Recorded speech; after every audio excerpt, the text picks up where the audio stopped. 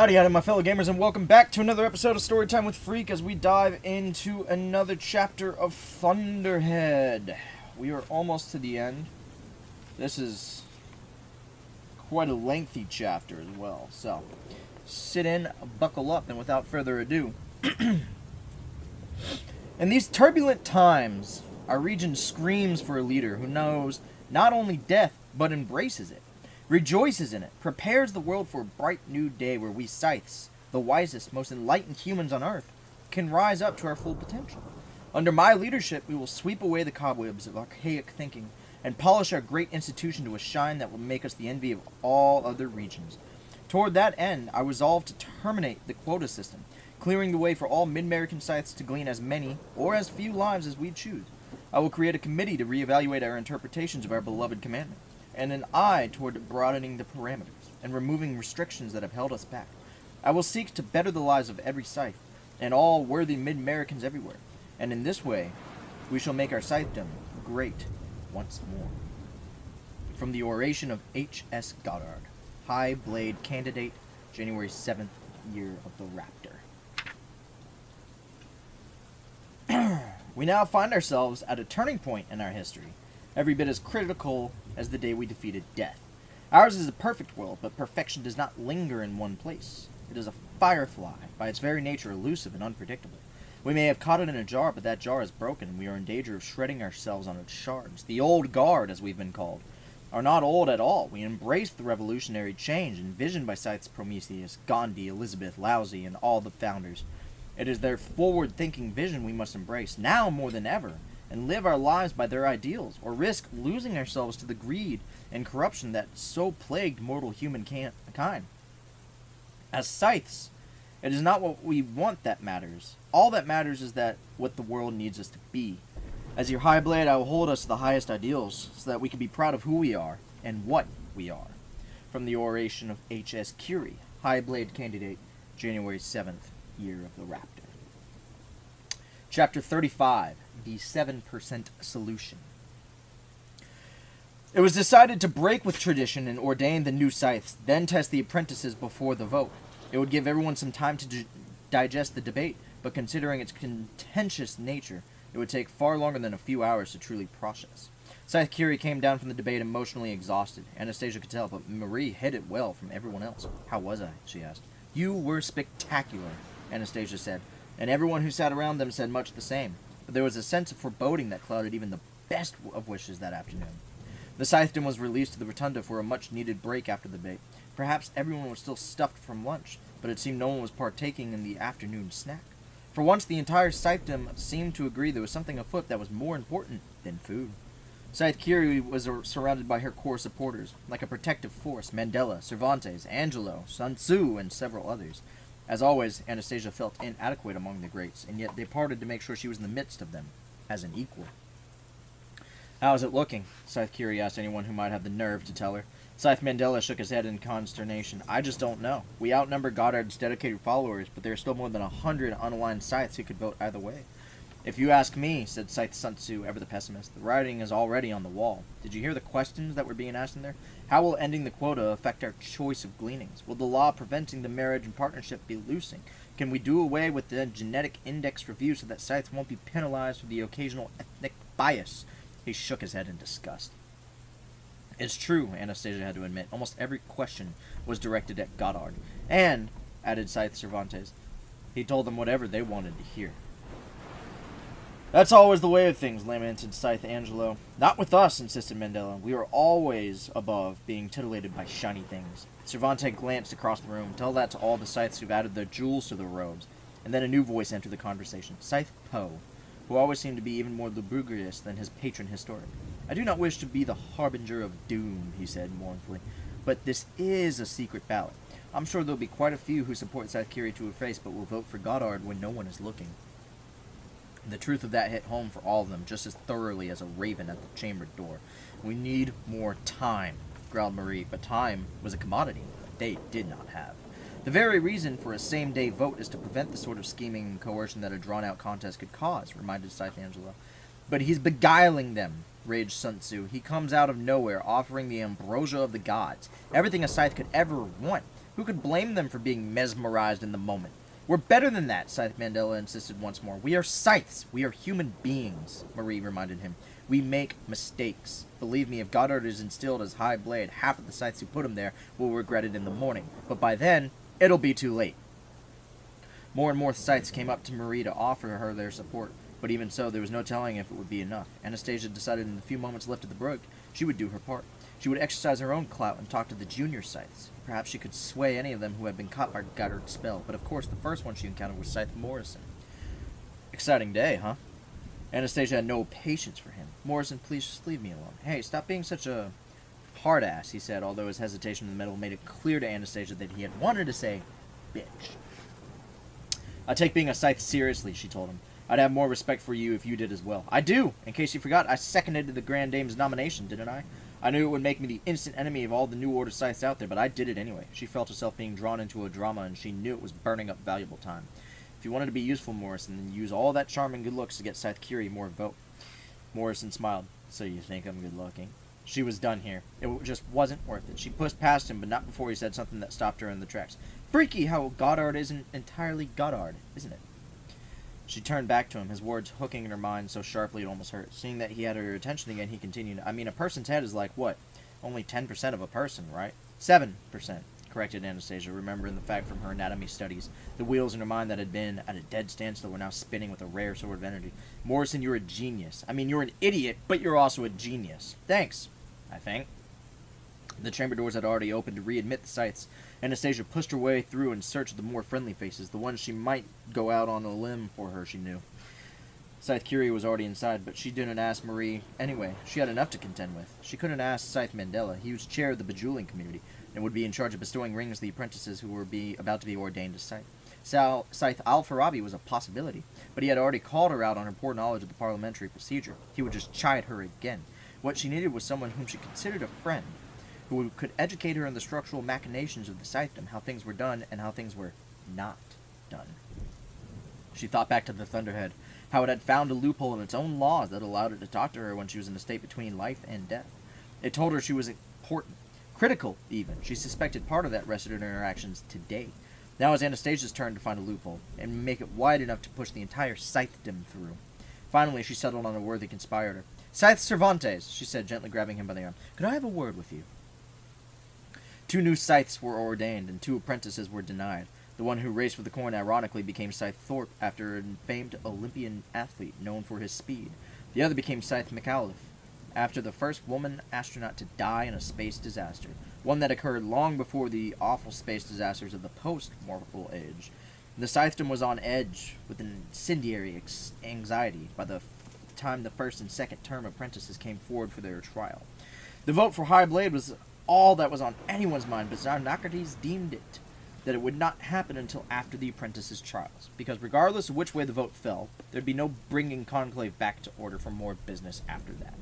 The trial, administered by Scythe Salk, was a test of knowledge in poisons. Each apprentice was asked to prepare a specific poison and its antidote, then take them in succession. 6 succeeded, 3 did not, rendering themselves deadish and had to be rushed to a revival center.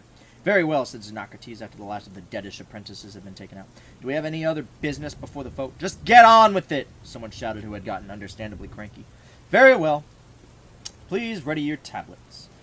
He paused as the scythes all prepared themselves for an instantaneous electronic vote, hiding their tablets in the folds of the robes so not even their neighbor could see who they voted for.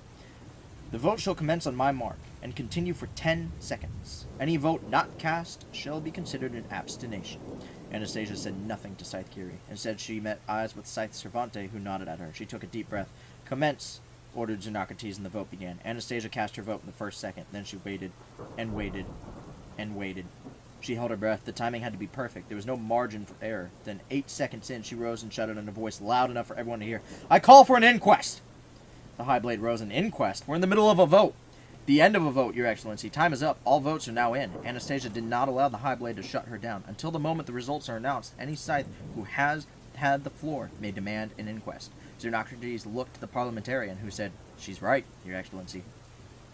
At least 100 scythes roared in outrage, but Xenocrates, who had long since given up on his gavel, railed against them with such fury that it brought the objections down to a simmer. You will control yourselves, he commanded, and anyone who cannot will be ejected from conclave.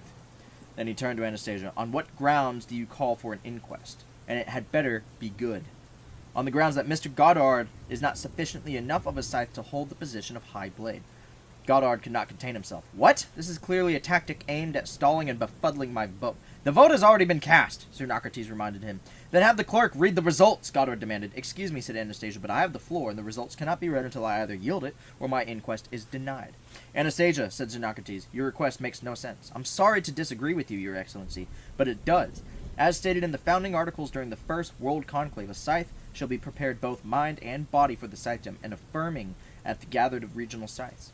But Mr. Goddard has only retained 7% of the body that was ordained for scythehood. The rest of him, including the part of him that bears his ring, is not, nor has ever been, ordained as a scythe. Xenocrates just stared at her, incredulous, and Goddard practically foamed at the mouth. This is preposterous, yelled Goddard. No, countered Anastasia. What you've done, Mr. Goddard, is preposterous. You and your associates replaced your body in a procedure that has been banned by the Thunderhead. Scythe Rand stood up. You're out of line! Thunderhead rules don't apply to us. They never have and they never will.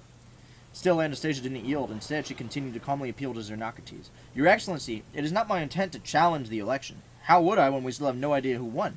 But following the rules set early in the life of the scythedom, the year of the Jaguar, to be exact, by Second World Supreme Blade Napoleon, and I quote, any contentious event that has no precedent in parliamentary procedure may be brought before the World Council of Scythes in an official inquest.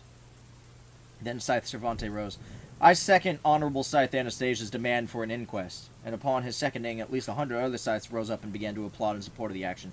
Anastasia looked to Scythe Curie, who was to say the least bewildered, but trying to hide it.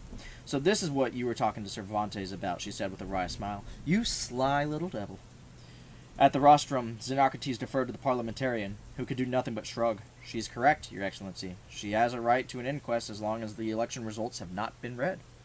Across the room, a furious Goddard raised an arm that wasn't his and pointed at Xenocrates. If you go through with this, there will be consequences. The High Blade burned him a gaze that made it clear he still controlled the room. Are you openly threatening me in front of the entire Mid-American scythedom, Goddard? That made Goddard backpedal. No, Your Excellency. I wouldn't presume to do such a thing. I am merely stating that a delay in announcing the vote would have consequences for the scythedom. Mid-America would be without a High Blade until the end of the inquest. In that case, I shall appoint Scythe Payne, our illustrious parliamentarian, as temporary High Blade. What? Said Scythe Payne. Xenocrates ignored him. He has served with remarkable integrity and is completely impartial to the rising factions within the scythedom. He can preside with, dare I say it, common sense until this issue can be brought to the World Council. It will be my first task as a Grand Slayer, and so, as my last task of High Blade of Mid-America, I grant this inquest. The results of the vote shall be sealed until the inquest is complete. Then, with a bang of his gavel, he said, I pronounce this Winter Conclave, Year of the Raptor, officially closed. Did I not say that she would shake things up? Scythe Constantine said over a well-attended dinner at Fulcrum City's finest restaurant. Congratulations, Anastasia. He gave a wide grin that in any other circumstance would have been nasty. Today you are the most loved and the most hated scythe in all of Mid-America. Anastasia found she had no response to that. Scythe Curie picked up on her ambivalence. It comes with the territory, dear. You can't make your mark without gleaning a few egos along the way. I wasn't making a mark, Anastasia told her. I was putting my finger in a dike, and it's still there. Yes, agreed Scythe Cervantes, holding back the foul-flooded waters for another day, and every day gives us a new chance to find a more elegant solution. There were more than a dozen at the table, a veritable rainbow of scythes. Somehow Scythe Morrison had finagled himself an invitation. I was the one who gave her the idea, he told the other scythes. Sort of. Anastasia's spirits were too high to allow him to get under her skin. She imagined that elsewhere in the city, the New Order scythes were licking their wounds and cursing her name. But not here. Here, she was shielded from all that. I do hope you write about what transpired today in your journal, Scythe Angelo said to her. I suspect your account of this day will go down in antiquity as a key scythe writing, much like Marie's account of her early gleanings. Marie became a bit uncomfortable. People still read about that? I thought all those journals disappeared into the Library of Alexandria and are never seen again. Stop being so modest, Scythe Angelo said. You know full well that many of your writings have become popular, and not just among scythes. She tossed it off with a wave of her hand. Well, I never read them after I write them. Anastasia supposed she would have a lot to say about what happened today, and in her journal she would put forth opinions. Of course, Goddard would do the same. Only time would tell whose side of the story would become history and whose would be dismissed. But right now her place in history was the last thing she wanted to think about.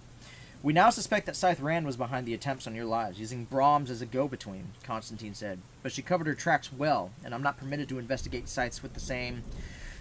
intensity with which I investigate ordinary citizens. But rest assured, there will be eyes on both of them, and they know it. So in other words, we're safe, Scythe Curie said. Constantine hesitated. I wouldn't go so far as to say that, but you can breathe a little easier. Any attack on you now would clearly be done by the New Order. That guilt would only hurt their cause. The accolades continued even after the meal was served. Anastasia found it embarrassing. What you did was inspired, said Scythe Sun Tzu, and to time it so that the vote had already been cast. Well, Scythe Cervantes suggested the timing, she said, trying to deflect at least some of the attention. If we called for an inquiry before the vote was cast, the election itself would be delayed, and if we had won the inquest, Nietzsche could be substituted for Goddard on the ballot. If that happened, they'd all have the time they needed to build the support for Nietzsche. But, with the votes already cast, and if we win the inquest, Goddard is disqualified, and Scythe Curie automatically becomes High Blade.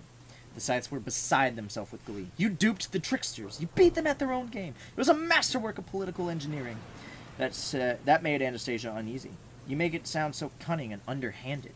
But Scythe Mandela, always clear of thought, put it into perspective, even if it was a perspective that Anastasia did not wish to see.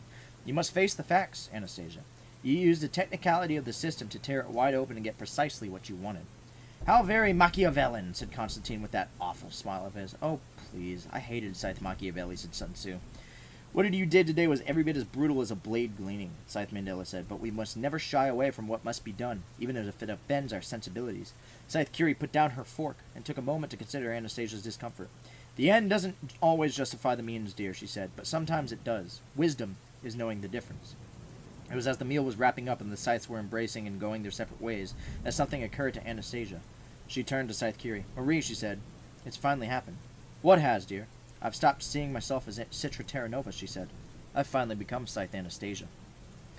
And that is the end of Chapter 35. Thank you all for tuning in to this episode. We are almost done. Very exciting. Feel free to check out the links down below. Join the Discord, follow the Twitter or Twitch. We will be live on Sunday with E3 coverage for Microsoft and Bethesda. So come on in, hang out, play some games with us, and I will pose this question to you guys today. What is your favorite band of all time? Appreciate you guys hanging out. Stay freaky.